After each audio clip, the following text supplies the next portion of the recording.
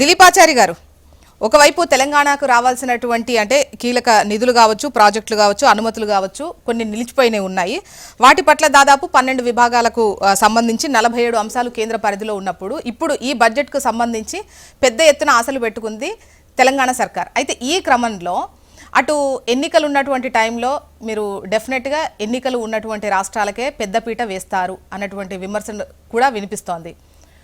తెలంగాణకు సంబంధించి ఆశలు ఉన్నాయి కానీ అవి అడియాసలు అవుతాయి అన్నటువంటి డౌట్ ఉంది ఒక మాటలో చెప్పాలంటే. సో చెప్పండి మీ వర్షన్.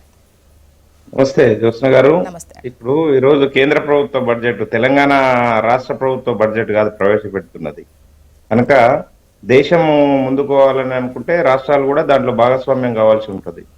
దానికనే కదా మేము ప్రతిసారి చెప్తున్నాము, అభివృద్ధి సమ్మిళితం కావాలి. ఒక వర్గము లేదనుకుంటే ఒక ప్రాంతము లేకుంటే ఒక సంస్థ డెవలప్ అయితే దేశము 2047 వరకు వికసిత భారత్ ఆవిష్కరణ కాదు. అది మన టార్గెట్ కదా. వికసిత భారత్ అంటే ఇప్పుడు ఎన్నికలు వచ్చేటువంటి రాష్ట్రాలకు సంబంధించి అక్కడ కేటాయింపులు అవి ఇచ్చినటువంటి నిధులు ఏవైతే ఉంటాయో మరి అలా అన్నా కూడా అవి ఆ రాష్ట్రాలకు సంబంధించిందేం కాదు కదా. ఏవైతే ఎలక్షన్స్ వస్తాయో ఆ రాష్ట్రాలకు సంబంధించిన బడ్జెట్ ఏం కాదు కదా. అదే చెప్తున్నాం జోస్నా గారు. ఇప్పుడు తెలంగాణది కాదన్నారు కదా, అది కూడా కాదు కదా అంటున్నా. కాదు, నేను అదే చెప్తా ఉన్నా. మిత్రుడు ఏమంటున్నాడు అంటే ఇన్కమ్ ట్యాక్స్ డిడక్షన్ వేస్తే ఢిల్లీలో ఓట్లు వేసిర్రు అని చెప్తా ఉన్నారు. ఇన్కమ్ ట్యాక్స్ దేశవ్యాప్తంగా డిడక్షన్ ఇస్తున్నాం కదా, నాట్ ఓన్లీ ఢిల్లీ. అక్కడ ఎంప్లాయీస్ ఎక్కువ ఉన్నారంటే అక్కడ కట్టినారంటే కేంద్ర ప్రభుత్వ కార్యాలయాలు ఉన్నాయి కాబట్టి ఎక్కువ మంది ఎంప్లాయీస్ ఉంటారు. దాని గురించి పెద్దగా మనం వరి కావాల్సిన అవసరం లేదు. ఇంకొకటి ఏంటంటే సమ్మిళిత అభివృద్ధి, సబ్కా సాత్ సబ్కా వికాస్ సబ్కా ప్రయాస్ సబ్కా విశ్వాస్, ఈ నినాదము నరేంద్ర మోడీ గారు ఇస్తున్నాడు అని అంటే ఉట్టిగా నినాదాలకు పరిమితమైన అభివృద్ధి కాదు మేడం. ఇది భారతదేశము మొన్న వచ్చిన ఆర్థిక సర్వే చూడండి మీరు. ఆర్థిక సర్వే కంటే ముందు వచ్చిన ఒక ఎకనామిక్ సర్వే వచ్చింది కదా, అదే ఆర్థిక సర్వే వచ్చింది కదా. ఆ సర్వేలో ప్రపంచంలో వేగంగా అభివృద్ధి చెందుతున్న దేశాలలో భారతదేశము చాలా చాలా చాలా ముందు వరుసలో ఉంది. దాదాపు 6.8% జీడిపి నుంచి 7.2% వరకు జీడిపి వృద్ధి చెందుతుందని చెప్పి ప్రపంచ బ్యాంకు అంచనా వేసింది.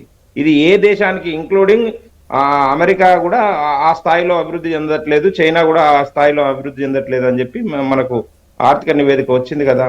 దీనికి కారణం ఏంది? భారతదేశం ఇంత అభివృద్ధి చెందుతుందంటే కారణం ఏంది? ఒక ప్రాంతానికో ఎన్నికలను దృష్టి పెట్టుకోనో లేకుంటే పార్టీలను దృష్టిలో పెట్టుకోనో బడ్జెట్ కేటాయింపులు ఉంటే ఒక్క సంవత్సరం అంటే ఆ విధంగా చేయడానికి అవకాశం ఉంటది జ్యోత్స్న గారు.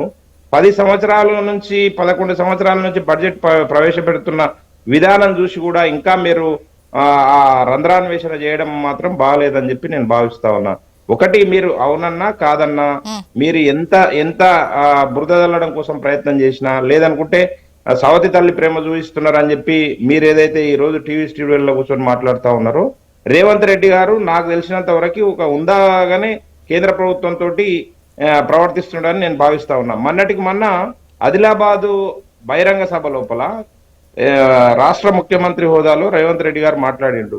వారు ఏం చెప్పిర్రు? మాకు కేంద్రం అన్ని విధాలుగా సహకరిస్తుంది కాబట్టి మేము ఈ ధైర్యంతో చెప్తా ఉన్నాం 3 ట్రిలియన్ ఆర్థిక వ్యవస్థగా రూపుదిద్దుతాం 2047 వరకు తెలంగాణ అని చెప్పి వారేమో డంకా బజాయించి చెప్తా ఉన్నారు. మాకు అన్ని వస్తా ఉన్నాయి, ఇంకా రావాల్సినవి కూడా మేము అడుగుతా ఉన్నాము, వాటికి కూడా సానుకూల స్పందన ఉంది కేంద్రం నుంచి. నేను 50 సార్లు కలిసిన ఢిల్లీకి పోయి అని చెప్పి చెప్తా ఉన్నాడు కదా. ఎందుకు కలుస్తా ఉన్నాడు?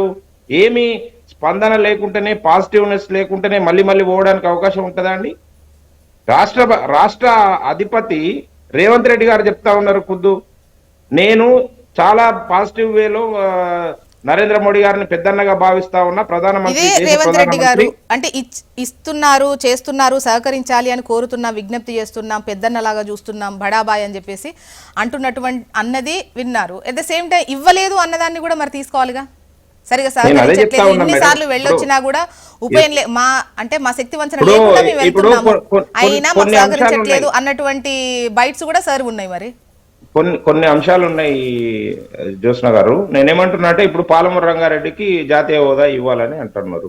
అది ఎట్లా సాధ్యమైతుంది? మీరు డిపిఆర్ఏ ఆమోదం పొందలేదు, డిపిఆర్ తిప్పి పంపించారు, అది తప్పుల తడకగా ఉంది. డిపిఆర్ సక్రమంగా ఇవ్వండి అని చెప్పి కేంద్ర ప్రభుత్వం 11 సంవత్సరాల తర్వాత కూడా ఈ రోజుకి డిపిఆర్ ఆమోదం పొందలేకపోతుందని అంటే మీ చిత్తశుద్ధి ఏందనేది ఇప్పుడు ఆ ప్రభుత్వం ఇబ్బందికరమైన పరిస్థితులు సృష్టించిపోయిందని చెప్పి మీరు చెప్తా ఉన్నారు.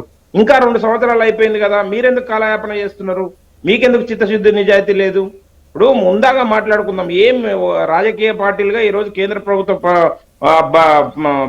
ప్రవేశపెడుతున్న బడ్జెట్ పైన మనం పాజిటివ్ గా ఇప్పుడు వారు శుభం బల్కరా నాయన అంటే ఏం మాట్లాడుతున్నారు? 11 గంటలకు చూడండి మేడం, మొత్తం అక్కడిస్తారు ఇక్కడిస్తారు, మాకేమి ఇచ్చిన ఏంది? దాదాపు 11 లక్షల కోట్ల రూపాయల నిధులు ఈ 11 సంవత్సరాల్లో కేంద్ర ప్రభుత్వం నుంచి తెలంగాణకు వచ్చినాయని చెప్పి మేము స్పష్టంగా చెప్తా ఉన్నాము, అంకెలతో సహా ఆధారాలతో సహా. మీరు దాన్ని నమ్మట్లేదు, కానీ ప్రజలు విశ్వసిస్తున్నారు. తెలంగాణ పైన చిన్న చూపు చూస్తున్నామని చెప్పి మీరు అనుకుంటున్నారు, కానీ తెలంగాణ ప్రజలు అట్లా అనుకోవట్లేదు. తెలంగాణ ప్రజలు కేంద్ర ప్రభుత్వం ఇప్పుడు నిన్న స్థానిక సంస్థల ఎన్నికలు అయిపోయినాయి. జ్యోత్స్న గారు, ఒక చిన్న ఉదాహరణ, పెండింగ్ లో ఉన్న 3,500 కోట్ల రూపాయలు స్థానిక సంస్థల నిధులు ఉంటే 2,500 కోట్ల రూపాయలు ఒకటే షాట్ లో రిలీజ్ చేసిర్రా లేదా? ఈ రోజు మీరు నిజంగా చిత్తశుద్ధి ఉంటే మీరు ఖర్చు పెట్టిన నిధులన్నీ మున్సిపాలిటీ లోపల ఈ 2 సంవత్సరాల లోపల ఒక శ్వేతపత్రం రిలీజ్ చేయండి. మేమెన్ని మా నిధుల ద్వారా కేంద్ర ప్రభుత్వం ద్వారా వస్తున్నా. ఇప్పుడు అది ఇది కాదు, వీరి మిత్రుడే చామల కిరణ్ రెడ్డి గారు, ఒక్కటే నిమిషం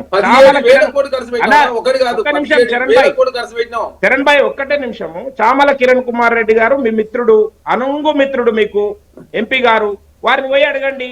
నిన్న ఢిల్లీలో పార్లమెంట్ లో వారు ఒక ప్రశ్న వేసిండ్రు, అమృత్ స్కీమ్ కింద తెలంగాణకు నిధులు కేటాయిస్తున్నారా ఈ బడ్జెట్ లోపల అని చెప్పి. ఖచ్చితంగా సమాధానం వచ్చింది. 9,534 కోట్ల రూపాయలు అమృత్ స్కీమ్ కింద తెలంగాణ కేటాయిస్తున్నామని చెప్పి. వీరి మిత్రుడు మేడం రోజు పొద్దున లేచి ఈయన ఆయన మంత్రాలు చేసుకుంటారు. రాజకీయం ఎట్లా చేయాలి, కేంద్ర ప్రభుత్వాన్ని ఎట్లా ఇరుకున పెట్టాలి, లేదనుకుంటే అభివృద్ధి ఎట్లా చేయాలని వీరిద్దరు బోర్డు రూమ్ లో కూర్చొని మాట్లాడుకుంటారు కదా. అడగండి చామల కిరణ్ కుమార్ రెడ్డి గారిని, మీ మిత్రుడే కదా. ఇప్పుడు చార్జ్ చేయండి వారికి వచ్చిన వారు ఏం చెప్పారు మేడం అంటే, చామల కిరణ్ కుమార్ రెడ్డి గారు పార్లమెంట్ లో మా ప్రశ్న వేస్తే కేంద్ర మంత్రి సమాధానం ఇచ్చిన తర్వాత మీ సమాధానంతో నేను సంతృప్తి చెందుతున్నా, ధన్యవాదాలు కేంద్ర ప్రభుత్వానికి అని చెప్పి పార్లమెంటు వేదికగా భువనగిరి పార్లమెంటు సభ్యుడు చామల కిరణ్ కుమార్ రెడ్డి 2 రోజుల క్రితం మాట్లాడిన మాటలు నిజం కాదా? ఎందుకు మాట్లాడతారండి మీరు? ఉట్టిగా రాజకీయాల కోసం మాట్లాడితే ఎట్లా?